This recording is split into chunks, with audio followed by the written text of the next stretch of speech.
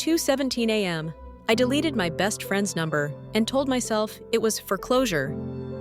That night, I learned what loyalty really is, and the lesson might save the friendship you're quietly losing right now. I'm Emily, and if you felt friendships slip through your fingers while you chase the next promotion, you're not alone. The U.S. Surgeon General has literally called loneliness an epidemic. We're hustling, we're tired, and the first thing we sacrifice is the people who would actually make the climb easier. Here's my motivational story and the life lesson I almost learned too late. Noah and I met freshman year, two broke kids splitting burritos and big dreams. He sketched coffee shop layouts on napkins. I chased tech. We promised, no matter where life goes, we show up. And for a while, we did. Then life got loud. I moved to Austin for a product launch that ate my calendar. He opened his first cafe back home, painted the walls himself, hands smelling like espresso and sawdust. His opening day fell on the week my VP said, "If we miss this deadline, we miss the year." I told myself we'd celebrate later. Later doesn't have a date on the calendar. You either block it or it disappears. We drifted. It started with unread texts. "Proud of you. Call soon?" Soon became a meme. Then I posted a launch photo with a caption using a line he'd always say, "People don't buy coffee, they buy 5 minutes of belonging." He replied, "Nice to see my words working," with a winky face that felt like a slap. I got defensive. He got quiet. Weeks became months. Our inside jokes turned into ghosts inside my phone.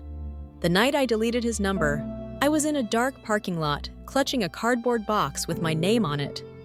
Layoffs, security badges in a plastic tray, rain sneaking under my collar. I had spent years curating connections, but when the floor dropped, the group chat turned into polite thumbs-up emojis. I sat there, cold pizza smell in my car, scrolling through people I could text, and realizing I was rich in contacts and broke in loyalty. That's when I hovered over Noah's name. We hadn't spoken in 18 months. Anger masqueraded as self-respect. I hit delete. 5 minutes later, a DoorDash driver tapped my window. "Grilled cheese with jalapenos?" No order under my name. The bag had a note. "You're still my people, N." I laughed and cried at the same time. This messy, ugly mix. Jalapeno steam fogging my glasses. Turns out a mutual friend posted about the layoffs. Noah didn't text, "I told you so." He didn't ask for an apology first. He just showed up with a sandwich he knew I order when I'm falling apart. That's loyalty. It isn't loud, it's consistent. It's, "I know your favorite emergency food."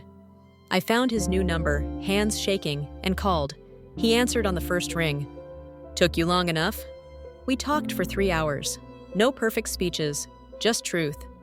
I said, "I blew your opening and made everything about me." He said, "I kept score instead of saying I was hurt." We made a pact that night to rebuild like grown-ups. Tiny, repeatable, boring in a good way practices. Because every unshakable bond is just 1,000 small bricks laid on time. Here's what worked, woven straight into our lives so they actually stuck. We set a 5-minute Friday ritual. By 5 p.m., we each leave a voice note with 5 sentences. 1 win, 1 loss, 1 worry, 1 gratitude, 1 plan. It's short enough to survive the busiest week, deep enough to keep us human. No reply required, just presence on loop. We made a 24-hour repair rule. If either of us feels off, we reach out within a day with a 3-part apology. Here's what I did. Here's how that lands for you. Here's what I'll do next time. Not, I'm sorry you feel that way. Real ownership. We killed drama before it metastasized. We put friendship on the calendar and in the budget. A $40 monthly connection fund for flights, coffee gift cards, little surprises. We schedule 1 anchor experience per quarter. Marathon cheering, cafe pop-up, book club we barely read for. If you don't budget for the relationships you say you value, you're lying to yourself. We wrote a living user manual for each other in a shared note. What to do when I shut down. My stress tells. The difference between I need solutions and I need a hug. It sounds geeky, It saved us hours of guessing and silently resenting. We banned scorekeeping and switched to storykeeping. Instead of tallying who called last, we ask, "What story are we writing?" Are we the friends who show up unasked? Who tell the truth? Who drop soup on porches at midnight? Stories make behavior obvious. The turning point wasn't dramatic. It was consistent. 2 years later, I took a job in Seattle. He franchised the cafe and hired teens who remind us of us. On every medical form, we're each other's emergency contact. He flew out with a hand-painted sign for my first marathon. Finish lines are more fun together. I invested a small stake in his second shop. He sat at my kitchen table when I negotiated my salary and slid a sticky note toward me that read, "Ask for 12% more. You're worth it."